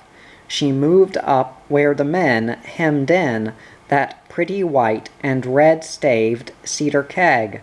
"You can fetch him to my cabin, Jake," she said, strong and knowing her own mind. "I'll marry with him if he's a willin'." Oh, Sayward needed no one to talk for her. She could fend for herself. Jenny and Miss Covenhoven hurried after as she went firm and stout-willed out the front door. Miss Covenhoven looked sober when they caught up outside a ways, and Jenny had a scared look on her face. "Now don't you fret, Jenny," Sayward calmed her as she stooped to take off her shoe packs and make herself comfortable in her strong bare feet on the path home. "I ain't afraid of this. I had my mind on him this long time." "I only hope, Sayrd," Jenny murmured, "the full moon ain't got ya." Sayward turned her face to the east as she stooped. Here, in the open hill patches Linus Greer had cleared, she could see a blob of yellow moon rising from the woods, and it was round and full. That gave her pause, for the moon can bend humans to strange ways. You could always tell on Jake when the moon was full or near it, for then he'd act the fool, the worst, bellowing crazy jokes to folks half a mile off through the woods. Could the moon have worked on her tonight? In her mind drifted something the bound boy said once of the time he heard a voice in the woods near the fallen timbers. He was picking blackberries and crept through the bush till he saw the solitary sitting alone at the open door of his hut. He had a book in his hand and was reading it out loud in that lonesome place. The words at the end of every line made rhyme, but the bound boy couldn't make out a lick of it. When he got back to the post, George Roebuck told him that Porteous Wheeler had books in Latin and Greek that nobody but himself could read, and it must be the bound boy had been listening to one of those. Sayward straightened up with her shoe packs in her hand. She wouldn't take it to heart if the moon worked on her or not. She had set her triggers for Porteous Wheeler, and freely would she be his wife, for no man with such fine book-learning should bury himself out in the bush. Jake must have talked to Squire Chew, for the squire came in good time, though you could see he didn't think much of it. "You certain you want to go on with this, Sayard?" he asked her. Oh, she might be sinful and out of her head, Sayward told herself, but she would go on with it, and when she saw the bridegroom that Jake and his cronies fetched to the door, she felt she had done right, for it made her mad some wilful body hadn't the sense to do this long ago. His ruffled linen shirt was pied with doeskin patches. His home-seamed buckskin breeches had got wet and stretched some time or other, till he had cut the legs down to suit. Then they had shrank and dried hard as iron, and now they clapped like clapboards when he moved. Oh, you would never have told this bush nipple for a master hand to read out of a Latin book, or climb a stump and give speeches to a crowd or jury. There he stood shaggy as a bear, that for a short while would mind most anything Jake Tench told him. His high forehead was held gentle and tender to one side, but his eyes could still flash young and green out of his briery beard. "Don't crowd him so close," Sayward told them angrily. "He ain't a greased hog. He can come in without you a-helpin'." They fetched him in near the chimney corner, and had him stand where the bridegroom ought to be. Squire Chew gave a kind of hard-put look around, then fixed himself so the firelight fell on his pages. For Sayward had no candles. Jake kept close. You might have reckoned he was the one getting married. Porteous stood there taking no more notice of her than that York State bride and bridegroom took of each other, the ones Miss Covenhoven told about, who as soon as they were man and wife walked one out of one door and the other out of the other, and never did they see each other again, except mayhap on the far side of the earth, where they were still trying to get farther off from the other. From where she stood, Sayward couldn't see the wedding company, for they were behind her. All she could lay eyes on were Jenny and Miss Covenhoven, tending the meat at the fire so it wouldn't burn on them, but she could feel that a good many waited, uneasy, for the time when the solitary would have to speak out. Hardly a word had he said since they got him here. Would he make his vows when the time came, or would he get balky as an ox and shame her, or might the grog thicken his tongue and cause him to say some untoward thing that folks would always laugh and say behind her back? Well, she told herself, they would mighty soon find out, for the solitary speaking out place wasn't far off now. Squire Chew was lifting his book higher to the firelight.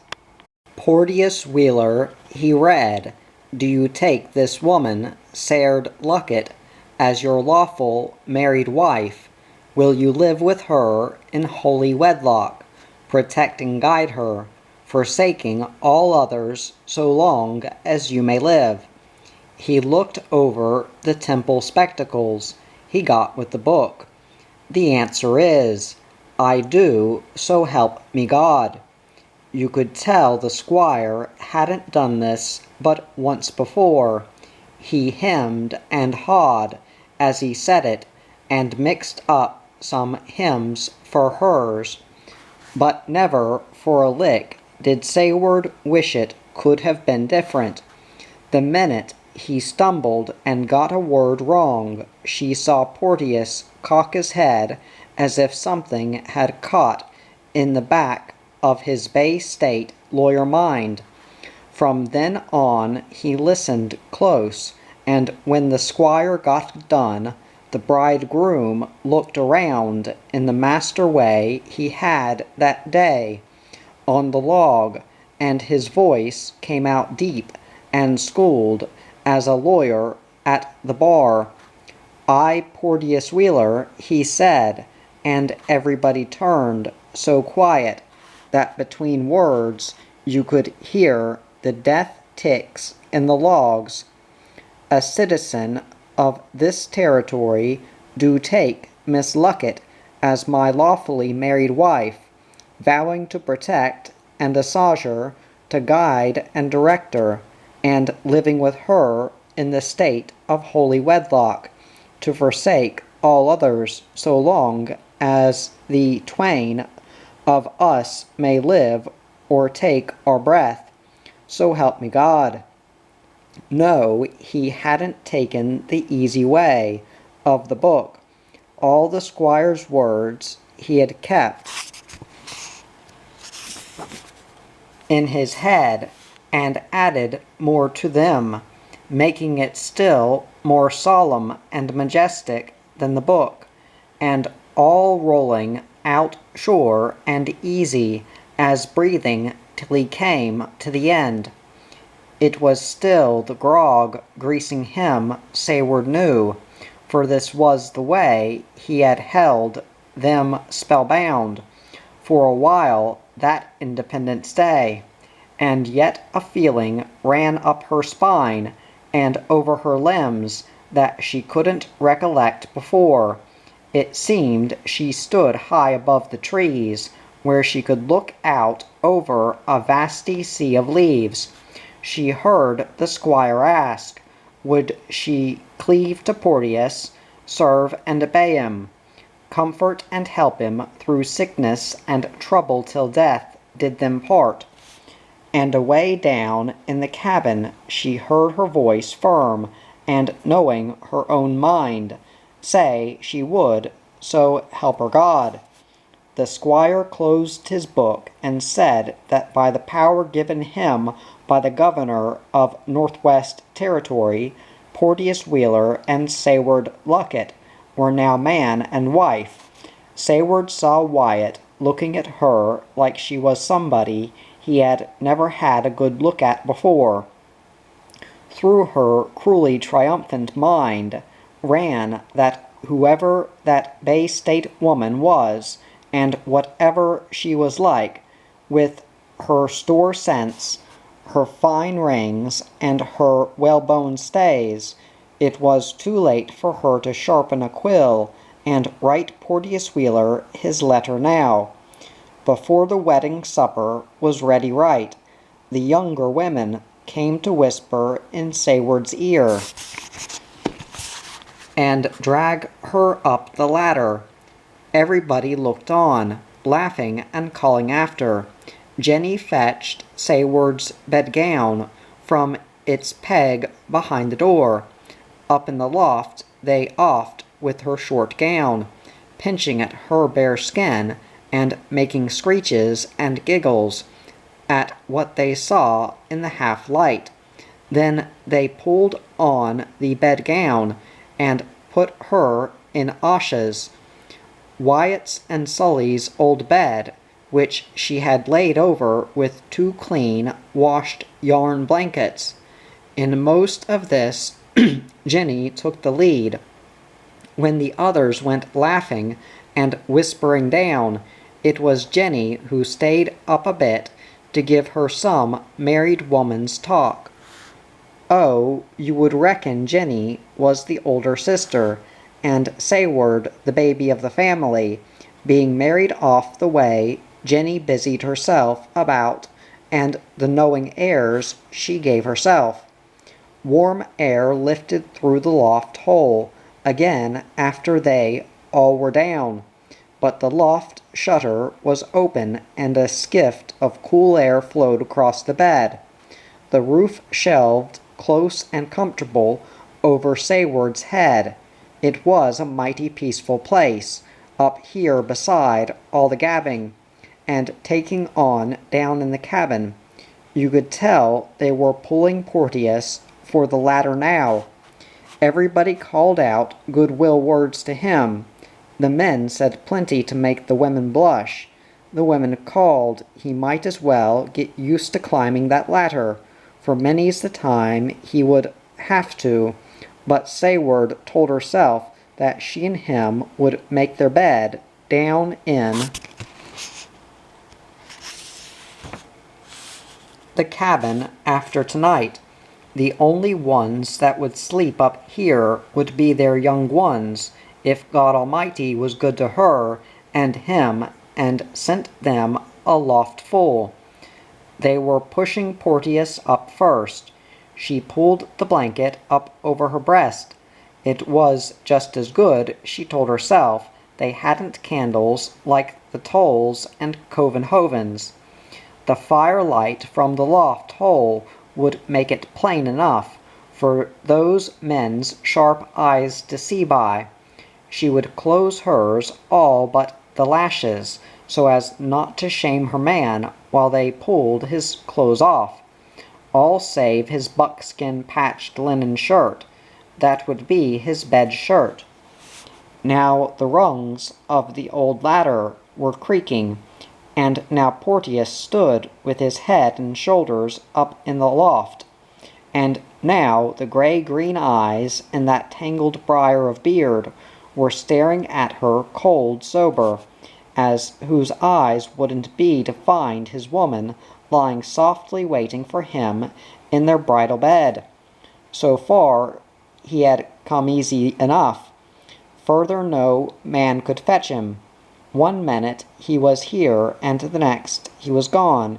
She could hear the women and young ones pile out after him under her loft shutter, and Jake Tench cursed like a grenadier while the men beat the dark bushes.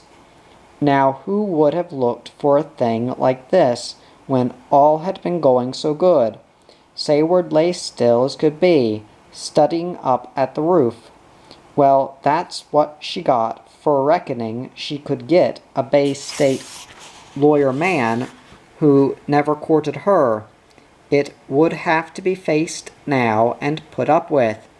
When the women came back in the cabin, they found Sayward down and dressed, taking the meat off the fire. No use me a-sayin' anything, she passed it off, hands and feet moving fast with her chore. Every time the sheep baws, it loses a mouthful. Lucky he didn't run off with our supper. Jake Tench came in, the devil raging out of his black beard. I'll learn that tarnal dolt he's a married man now, he swore. You don't need to call him no names, Sayward said shortly. He didn't call none Jew. The others tried to put a better face on it, for her sake. You know how men are, Sayrd, Mary Harbinson told her. They never know where they'll roost from one night to the other. Don't you mind, Sayrd, Miss McFall said kindly. I heard a rhyme once. No goose so gray and none so late that at last she gets an honest gander for a mate. Jenny looked sick. Wyatt sneaked off shamed to his half-faced cabin, but Sayward laughed and talked that wedding supper like nothing had gone wrong.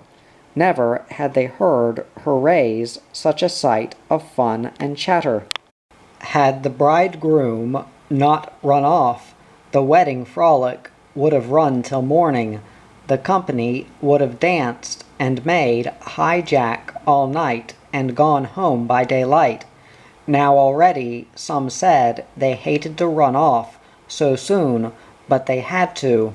Others waited around while Jake and his cronies wiped the supper grease from their lips and went out with torches to the solitary's hut to see if he had come home. When they did not come back, the rest took light and reckoned they had to go too. Jenny told Sayward she'd stay with her this night, but Sayward said aside, to Miss Covenhoven it would be easier on her mind, and Jenny's too, if Jenny were off in her bed at the Covenhovens, away from all this.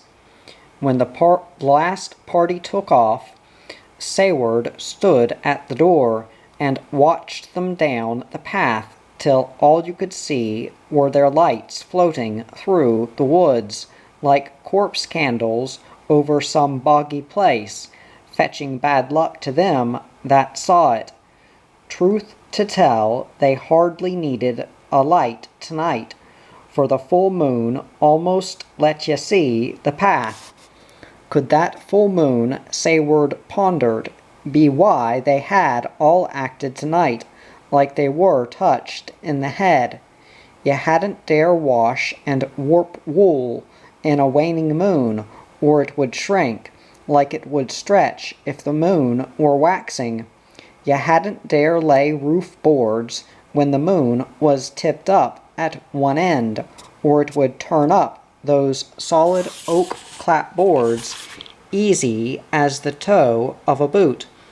But a moon blown up full of air as a bladder raised the most mischief of all, for it made you light-headed as itself. You couldn't see it here by the cabin, yet you knew that somewhere up yonder, above the trees, it must be, and all the heavy raftered, leaf-thatched roof of the woods couldn't keep it out.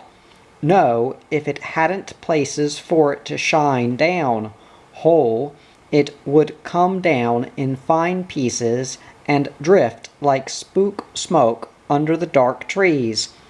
It turned all night, things false as a gypsy. Plain leaves looked like they were fine calico quilt patches, and many pointed stars. Quietly she turned back indoors, and read up the cabin. Her splint broom scraped and hackled the bones, gristle, bed leaves, and black boot dirt off the hard clay floor. The hearth she swept clean with a turkey wing. Her old buckskin rag wiped dust off logs and chinking.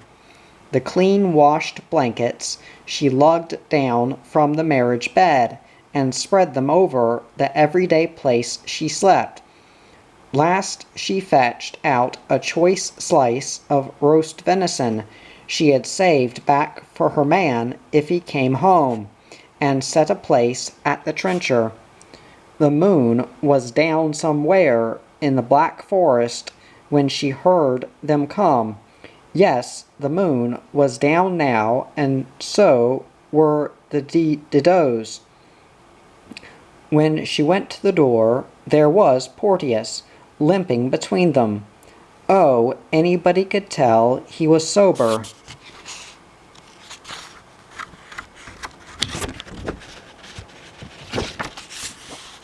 Now, his green-gray eyes blazed out of his briery beard, his face and hands were raw from thorns, and his shirt ripped till a woman would be hard put to mend it. A couple hounds slunk in the shadows behind them, so they had gone and tried to track him with Billy Harbison's dogs, like he was a bear that had robbed somebody's hog pen. Jake gave him a shove in the cabin. "Leave 'em alone," Sayward flared at him. "Don't you reckon you dogged 'em enough tonight?" Jake stared at her in surprise, then at his cronies. His look said, "That's what we get for all we done for her. You can be glad we didn't shoot and skin him," he said. Sayward's eyes told him he better not say any more right now. "Keep tab on him, Sayrd," Billy Harbison spoke out. "First time you turn your back, he'll off from you like a gad." "Then he can light off right now," Sayward said. "I ain't a-holdin' him." She swung the door wide and stood there in her bare legs and feet, a strong figure dependent on no one or nothing. Out that door was the forest, cold, black, and still. around him inside, Porteous Wheeler could see the firelight dancing cheerfully over the rubbed logs, and scrubbed trencher set for one body to eat. A stool had been pulled up to it. On the poplar chip was a plump piece of brown roasted meat. Beside it lay a cabin knife to eat it with, and a noggin stood for tea. The mint flavor of the steeped dignity filled the room. She waited, but the only move Porteous Wheeler made was to shiver, for he was soaked to the skin from runs and wet places. When Jake and his cronies had gone, Sayward closed the door. She did not trouble to lay the stout hickory bar across. "Set up to the trencher if you're hungry, Porteous," she told him, filling his noggin with tea. Oh, she didn't sit up with him or lean behind his stool, asking him how it tasted or could she get him anything more he wanted. No, she let him eat and went about mixing a sponge of sourdough to rise till morning. Should he take a notion to jump up from the trencher and run, he could go. She wouldn't hold him. It might be she stole a look at him once in a while, for it did her good to see how hearty he ate her rations. But never did she let him know. When he was done, he waited for her to pester him, and when she kept about her business, he threw her a sharp look under his heavy young eyebrows. And when she paid him no more attention than before, he came over and warmed himself at the fire. His teeth still chattered, and she walked over to a peg and took down her father's old linsey hunting frock that had hung there since he went off looking for Sully and never came home. "I expect you better put this on till you're dry your shirt and breeches," she told him. She turned her back on him now, and went on mixing her dough. Oh, she could tell he didn't know for a good while whether he would do this thing or no, but when she set the dough by the fire to rise, his patched shirt and wet buckskin breeches were laying on a stool, and he was standing there with Worth's hunting frock down over him, till it nigh onto touched his knees. She gave those knees and the shanks below a sharp look. "When was it you washed all over last?" she put to him, and before he could answer, "Is that how they learned you back in the Bay State?" She fetched the wash trough Worth had hollowed out of a poplar log up to the fire and dipped hot water from the big kettle, using the gourd with the long handle.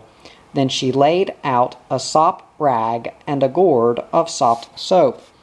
"Don't you reckon you better wash that dirt off before you get in your bed?" she said shortly. She had his wet breeches over her shoulder. His eyes flashed her a hard look out of his briary young beard, but she went on reading off her table and making a long ado of washing his knife and noggin. Once or twice she couldn't help looking after she heard him splash, and found him gaunt as a gutted deer. His haunches were all ham bone. He had done with washing, and stood drying himself, with his front side to the fire, when she took her bedgown from its pen and went to the door. "Now I want to tell you something, Porteous," she said. "You don't need to run off from me. Any time you want to go, just say so. I'll see your clothes are mended, and your belly full of fresh cooked meat for you to travel on." Then she went out, and when she came in, she saw he had pulled on Worth's frock again, and crawled between the blankets of the bed she had made. She didn't know as she liked this so much, his going ahead and getting in first. For her to get in now would be the bride running after the bridegroom. He should have waited and let the bride in first.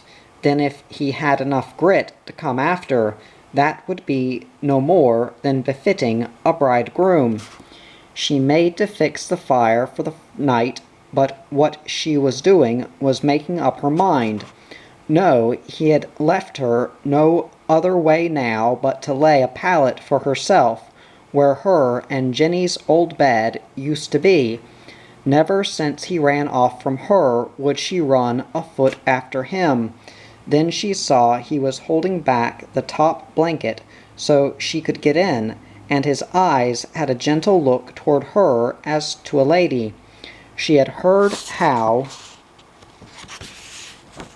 sometimes men of the gentry did mortal polite things, such as this, or helping their woman over a log like she was a helpless young one.